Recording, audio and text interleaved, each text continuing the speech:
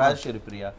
என்னன்னா சபாநாயகர் அவெல்லாம் சரியாத்தான் இருக்கிறாரு, நீங்க தான் சரியில்லை அப்படிங்கிற இந்த மனோநிலை இருக்குல்ல, ஏன் திமுக அந்த சபாநாயகர் முறையாக மாண்பை கடைபிடிக்கல அப்படிங்கிற உண்மை வெளியில தெரிஞ்சிடக்கூடாது, அதை எப்படியாவது பொத்தி பாதுகாக்கணுங்கிறதுக்காக இப்படிலாம் பண்றாங்களா?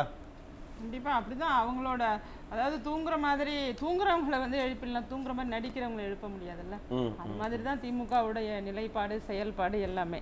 இவர்கள் வந்து 400 நாள் நடத்த வேண்டியதை 116 நாட்கள் தான் சட்டமன்றம் நடந்திருக்குனாவே அந்த இடத்திலேயே அவங்க தோல்வி விட்டுட்டாங்க. அதாவது ஆட்சியுடைய நிலை எப்படி இருக்கு, இங்க ஆட்சி எப்படி நடந்துகிட்டு இருக்கு, மக்களுக்கெல்லாம் என்னென்ன பிரச்சனை இருக்கு, தொகுதி வாரியாக என்னென்ன பிரச்சனை இருக்குலாம் பேசக்கூடிய ஒரு இடமாக சட்டமன்றம் இருக்கு. அப்ப அதற்காக நீங்க கொடுத்த வாக்குறுதியில கொடுத்ததை கூட தவறிட்டீங்கன்னா நீங்க எவ்வளவு பெரிய ஒரு துரோகத்தை மக்களுக்கு இழைக்கிறீங்க. யாரு? திமுக தான். மக்களே வாக்குறுதியில கொடுத்தாங்க, வருஷம் 100 நாள் நடக்கும் சட்டமன்றம்னு சொன்னீங்க.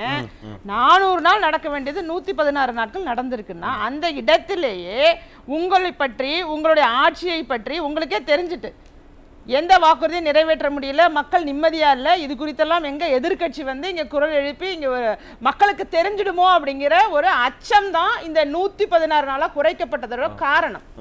இல்லைன்னா அவங்க நடத்திருப்பாங்க. ஏன்னா எதிர்கட்சி தலைவர் வந்து பல பிரச்சனைகளை நடக்கிறதுக்கு முன்னாடியே நிறைய விஷயத்த சொல்லி பேசுறதுக்கு தொடங்கி இருக்காங்க. எதிர்கட்சி எம்எல்ஏக்களும் பேச தொடங்கி இருக்காங்க. அங்க எல்லாம் தடுக்கப்பட்டிருக்காங்க சபாநாயகரால. இப்ப இன்னைக்கு வந்து ஒரே நாள்ல வந்து நம்பிக்கையில்லா தீர்மானம் நிறைவேற்றணும்னு வரல. அவங்க பல நாட்களாக பொறுத்து பார்த்துட்டு இனிமே இது மாதிரி இருக்க கூடாதுங்கிறதுக்காக ஒரு பாடத்தை கற்பிக்க வேண்டும் என்பதற்காக நடத்தப்பட்டதுதான் அந்த நம்பிக்கையில்லா தீர்மானம். ஏன்னா சகோதரி சொன்னது போல ஏற்கனவே வந்து திரு முன்னாள் அமைச்சர் ஆர்பி உதயகுமார் அவர்களை நீங்க எதிர்கட்சி துணைத் தலைவரா போடணும்னு சொல்லி எவ்வளவு 5 முறை கடிதம் எழுதி அவங்கள போய் தேடி போய் பார்த்து அப்புறம் நீதிமன்றத்தை அணுகி இதெல்லாம் நடந்து. ஏன் 2022 ஜூலைல ஆரம்பித்தது 2024 பிப்ரவரி வரைக்கும் அந்த கோரிக்கைக்கு நீங்க வந்து அப்ரூவ் பண்ணக்கூடாதா? அப்ப அந்த இடமெல்லாம் ஒருதலை பட்சம் இல்லாம என்னென்ன எடுத்துக்க முடியும், அந்த இடத்தை என்னென்ன எடுத்துக்க முடியுங்கிறதெல்லாம் ஐயா சொல்லணும். நடுநிலைமையா இருக்காருன்னா சரி, எதிர்கட்சி பேசும்போது நீங்க பண்றது ஒருபுறம், உங்க கூட்டணி கட்சியே ஒரு சில பிரச்சனைகள் குறித்து பேசும்போது அந்த இடத்துல அவங்க வாயை அடைச்சி, அதாவது சபாநாயகரோட வேலை என்னவா இருக்கணும்? மக்களோட கேள்விகள் என்ன, மக்களுக்கு என்ன குறைகள் இருக்கோ அத வந்து பிரதிநிதிகள் கேக்குறாங்க. மக்கள் பிரதிநிதிகள் வந்து அந்த இடத்துல சொல்லும் போது அதற்கான இடைவெளியை கொடுக்கணும், அந்த பிரச்சனையை உள்வாங்கணும், பதிலை ஆளும் அரசிடமிருந்து வாங்கி தரணும். இதுதான் ஒரு சபாநாயகரோட பணியாக இருக்க முடியும். அதற்கு மாறாக கட்சியை காப்பாற்றுவதற்காக, திமுகவை காப்பாற்றணுங்கிற ஒரே நோக்கத்தான் என்னோட நோக்கம், அதுதான் என் தலையாய கடமை, அதுதான் என்னோட செயல்பாடுன்னு சொல்லி ஒரு சபாநாயகர் செயல்பட்டால் எப்படி ஏற்றுக்கொள்ள முடியும்? எப்படி ஏற்றுக்கொள்ள? ஒரு எடுத்துக்காட்டுக்கு சொல்றேன். எடுத்துக்காட்டுக்கு எல்லாருமே சொன்னது போல திரு வேல்முருகன் அண்ணன் அவர்கள் இருக்காருல்ல, அவர் நிறைய பிரச்சனை பத்தி பேசுறாரு. அப்ப ஒரு பிரச்சனை என்ன சொல்றாருன்னா, தென் மாவட்டங்கள்ல சாதி கலவரம் நிறைய நடக்குது அப்படின்னு உடனே அதை பத்தி பேசாதீங்க, அதை பத்தி பேசக்கூடாது. எதை பேச வேண்டும் என்று எப்படி ஒரு சபாநாயகர் முடிவு செய்வார்? எதை பேச வேண்டும் என்று ஒரு மக்கள் பிரதிநிதி, ஒரு சட்டமன்ற உறுப்பினர் இதை பேசலாம், இதை பேசக்கூடாது, அல்லது ஒரு வார்த்தை பாசிசம் வார்த்தை வந்தா அவங்கள உடனே நீங்க அவை குறிப்பில் நீக்குங்க. நீங்க அங்க யாருக்கு ஆதரவா நிக்கிறீங்க? ஆனா அந்த அதிகாரம் சபாநாயகருக்கு இருக்கு இல்லையா? அதிகாரம் வார்த்தை இடம்பெறணும், அந்த அதிகாரம் இருக்கு, அதிகாரம் இருக்கு, நேர அளவு எல்லாமே இருக்குங்க, அதிகாரம் இருக்கு. அதாவது 10 திமுக சட்டமன்ற உறுப்பினர் தகுதி நீக்கமே செய்யப்பட்டிருக்காங்க PH பாண்டியன் அவர்களால. அதனால அதிகாரம் இருக்கு, எவ்வளவு வானலாவே அதிகாரம் இருக்கு, அதை நம்ம மறுக்கலாம். ஆனா அந்த அதிகாரத்தை ஒருதலை பட்சமாக உங்க கட்சிக்காக பயன்படுத்திக்கிறது மிகப்பெரிய தவறுன்னு சொல்றேன். அந்த தவறை நீங்க தொடர்ச்சியா செய்றீங்க. இத நான் ஏன் இந்த சந்தேகத்தை தொடர்ந்து வச்சுக்கிட்டே இருக்கீங்க? இப்ப அவங்க வந்து எதிர்கட்சி, அவங்க அதிமுகவை சேர்ந்தவங்க, அதனால வந்து அவங்க இதை பேசுறாங்க. ஆனா தொடர்ந்து மற்றவர்களும் சேர்ந்து சபாநாயகர் மேல அந்த குற்றச்சாட்டை சொல்லிட்டே இருக்கிறாங்களே. நடக்கிறதுதான் சொல்றாங்க. இன்னும் ஒண்ணு சொல்லிடுறேன். வேல்முருகன் அவர்கள் வந்து சிறையில வந்து நாங்க கைது செய்யப்பட்டிருக்கும் போது அந்த ரோல் கால் மெத்தட்னு சொல்லி அங்க சூப்பரண்டா இருக்கவங்க ஒரு தண்டனை அறிவிக்கப்பட்ட ஒரு குற்றவாளியை அந்த மாதிரி ரோல் கால் மெத்தட்ல கூப்பிடலாம், நாங்கெல்லாம் போராடிட்டு போயிருக்கோம் மக்களுக்காக, எங்களுக்கு அந்த மெத்தடை பயன்படுத்த வேணாம்னு சொல்லி ஒரு மனவேதனையோட சொல்லும் போது ஏன் சிறைக்குள்ளேயே நிக்கிறீங்க, வெளியில வாங்கன்னு சொல்லி சிரிக்கிறாரு. எப்படி வந்து மக்களுக்காக கோபப்பட்டு வெளிநடப்பு செய்ய போகும்போது போங்க போங்கன்னு எள்ளி நகையாடுறாரோ அதே மாதிரி சிறையிலேயே நிக்கிறீங்களே வெளியில வாங்குங்கும் போது அப்ப அந்த இடத்துல எவ்வளவு கோபம் வரும். அப்ப உடனடியாக அவரே பதில் சொல்றாரு, நீங்க மக்களுக்காக போராடி சிறைக்கு போனீங்கன்னா உங்களையும் ரோல் கால் மெத்தட்ல தான் கூப்பிடுவாங்க. அந்த இடத்திலேயே அண்ணன் வேல்முருகன் அவர்கள் கேட்டிருக்காரு. ஏன்னா இதுதான் அப்ப அந்த அளவுக்கு இவருடைய மைண்ட ரொம்ப மக்களை பற்றி பேசுற இடமாக கருதாம ஏதோ ஒரு பொழுதுபோக்கு இடம் போல பேசுபவர்கள்லாம் வேலையே இல்லாம ஏதோ வந்து பேசிட்டு போறாங்கங்கிற மாதிரி, நம்ம கட்சி வேலை பார்க்குற மாதிரி கட்சிக்காரங்களுக்காக எப்படி இவர்களை எல்லாம் காப்பாற்றுவது, இதை பற்றி பேசிடக்கூடாது, எங்க பெண்கள் பாலியல் குற்றங்களும் அதிகமா இருக்குன்னு எதிர்கட்சி தலைவர் வேகமா பேசிட்டா ஆஹா மக்களுக்கு தெரிஞ்சு போயிடுமோ அதை பேச விடக்கூடாது, யார் அந்த சரணா தெரிஞ்சு போயிடுமோ அதை பேச விடக்கூடாது, இங்க உள்ள விலைவாசி உயர்வை பத்தி யாராவது பேசிட்டா பேச விடக்கூடாது, கள்ளக்குறிச்சி கள்ளச்சாராய மரணத்தை பத்தி பேசுறாங்களோ ஐயோ பேசவே விடக்கூடாது.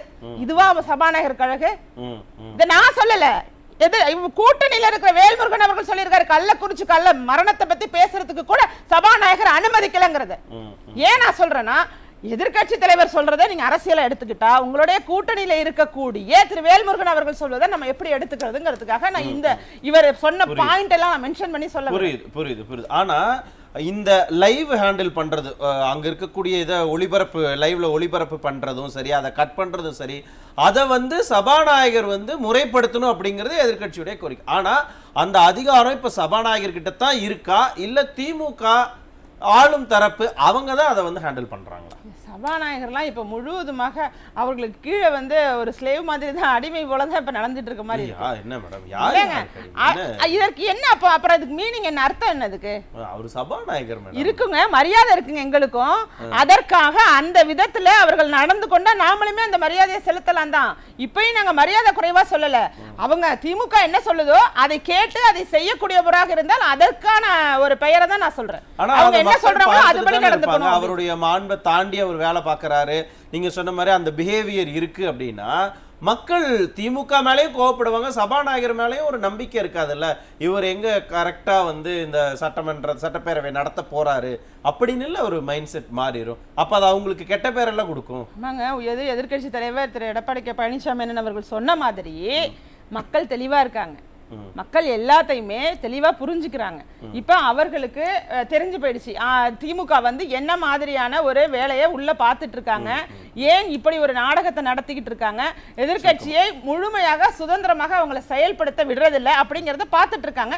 இன்னும் நிறைய இவர்களை பற்றி சொல்லணும்னா, அதாவது அதிமுக காலகட்டத்தில் இருந்த ஜனநாயகம் அப்படிங்கிறது திமுக காலகட்டத்தில் எங்கேயுமே இல்லை. ஒரு எடுத்துக்காட்டுக்கு அப்ப எல்லாம் பிரதமர் அவர்கள் வரும்போது ஒரு பலூன் விடுவாங்க, கருப்பு பலூன், அதிமுக காலகட்டத்தில் கோபேக் மோடின்னு போட்டு. அதே பலூனை திரும்பவும் விடலான்னு அந்த குழு என்ன பண்ணிருக்கு, பலூன் ஆர்டர் பண்ணிருக்கு 200 பலூன். ஆனா திமுக ஆட்சியில் இருக்கும்போது அனுமதி மறுக்கப்பட்டிருக்கு. அவங்க கூட்டணி கட்சி காங்கிரஸையே அரெஸ்ட் பண்ணி வச்சாங்க முன்னெச்சரிக்கை. அதான் சொல்றேன். அப்ப ஆலேந்து அக்கனா வரைக்குமே எல்லா இடங்களிலுமே திமுக சர்வாதிகார முறையை பயன்படுத்தி அனைத்து துறைகளையும் தனக்கு கீழே வச்சுக்கிறாங்க. சபாநாயகரையும் தனக்கு கீழே வச்சுக்கிட்டா எங்க ஜனநாயகம் இருக்கும், எப்படி மக்கள் பிரச்சனைகள் தீர்க்கப்படும், மக்கள் பிரச்சனைகளை பேச வேண்டிய எதிர்கட்சி வந்து எப்படி வந்து முழுமையாக அவர்களுடைய கோபத்தையும் நம்ம மக்களுக்காக பேசணுங்கிற ஒரு இடத்தை நீங்க வந்து நேரலையில கொண்டு போகல. இப்ப ஐயாவுக்கே தெரியல எப்படி 1 மணி நேரம் பேச முடியும், 1 மணி நேரம் 50 நிமிஷம் எப்படி பேச முடியும், என்ன பார்க்கல. அந்த நேரலையே துண்டிச்சுன்னும் மக்களுக்கு போய் சேர்ந்துடக்கூடாது. எதிர்கட்சி கொறடா அவர்கள் பேசினாலும் காமிச்சிடக்கூடாது, எதிர்கட்சி சட்டமன்ற உறுப்பினர்கள் பேசினாலும் காண்பிக்க கூடாது. அப்படின்னா உங்களுடைய நோக்கம் என்னவாக இருக்கு? என்ன நோக்கம், எதற்காக இப்படி சபாநாயகர் மேலையும் பிரஷர் போட்டு இந்த திமுக அவரையும் இதே மாதிரியே அவங்க ஹேண்டில் பண்றாங்க, அதற்கு ஏன் அவர் ஈல்ட் ஆகுறாங்க விரிவாக பேசலாம். சட்டமன்றத்தையுமே விளம்பரங்களை மேற்கொள்ளக்கூடிய ஒரு இடமாக அவங்க வடிவமைச்சு வச்சிருக்காங்க. ரொம்ப சுருக்கமா இறுதி கருத்து. ஐயா சொன்னாங்க வேஷம் போட தெரியாதவர்னு சொன்னாங்கல்ல, அதுல எந்த வேஷம் போட தெரியலங்கிறது தான் பிரச்சனை. இப்ப அதாவது தன்னை ஒரு திமுக காரராக மட்டுமே வச்சிருக்காரு, அவர் வந்து சபாநாயகராக மாறுவதற்கு விருப்பப்படாம இருக்காரு. அந்த அதுக்கு மாறணும் அப்படிங்கறது நம்மளோட கோரிக்கையா இருக்கு. திமுக அதுதான நியாயம், நம்ம கோரிக்கையை தாண்டி அதுதான நியாயம். அந்த இடத்துல அந்த பதவியில வந்து உட்கார்ந்து அந்த பதவிக்கு தகுந்த மாதிரி தான் செயல்படணும். அந்த பதவி மட்டும் இல்லங்க, இவர்களுக்கு ஆட்சியை கொடுத்தாங்க, ஆட்சி அதிகாரத்தை கொடுத்த மக்களுக்கு இவர்கள் செய்யக்கூடிய மிகப்பெரிய துரோகம் இது. ஏன்னா இங்க மக்கள் பிரச்சனையை பேசக்கூடிய ஒரு இடத்துலயே இங்க வந்து ஒரு தர்மம் காப்பாற்றப்படலன்னு தானே அர்த்தம். அதுக்கு ஒரு தர்மம்னா என்ன, எல்லாருக்கும் பொதுவா நடந்துக்கிறது தானே தர்மமா இருக்கும், நீதியா இருக்கும், நேர்மையா இருக்கும். அதுவே அங்க இல்லை அப்படிங்கும் போது இவர்கள் மக்களுக்கு இழைக்கக்கூடிய மிகப்பெரிய துரோகம் இது. தயவு செய்து ஒன்று சபாநாயகர் அவர்களை மாற்றணும், அல்லது இவர் மாறுவதற்காவது முயற்சி எடுக்கணும். மக்கள் பிரதிநிதிகளை பேச அனுமதிங்க, மக்கள் பிரச்சனை விவாதம் செய்து தீர்வை நோக்கி போங்க. இந்த ஒரு வருஷத்துல என்னென்ன நாடகம் நடத்தலாம் அப்படிங்கிறத விட்டுட்டு ஏகப்பட்ட பிரச்சனையில மக்கள் மாட்டிக்கொண்டிருக்கிறார்கள். அவர்களுக்கு எந்த தீர்வுமே சொல்லாத திமுகவை நிச்சயமாக மக்களே பார்த்துக் கொள்வார்கள்.